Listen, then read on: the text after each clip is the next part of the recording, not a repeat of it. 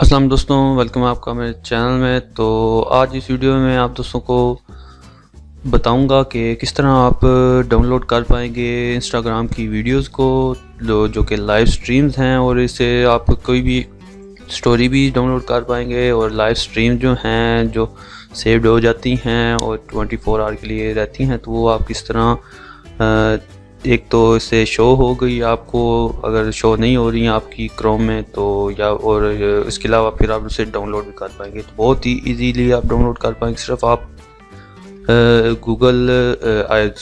आपको internet download manager IDM install करना होगा। तो चलें शुरू करते हैं। तो उसके लिए आपको करना यह है कि आपको क्रोम में जाके, वेब स्टोर में जाके क्रोम के IG डाउन फॉर इंस्टाग्राम ये है, आपने उधर टाइप करना है। टाइप करने के बाद इंस्टॉल कर लेने हैं, और इंस्टॉल करने के बाद सिंपली आपने जाके अपना जो इंस्टाग्राम है उसे ओपन कर लेना है। ओपन करने के बाद कुछ इस तरह की विंडो आपको शो होगी। तो ये स्टोरीज शो हो रही हैं, तो आप इस तरह कोई से भी डाउनलोड कर सकते हैं। तो ये देखें,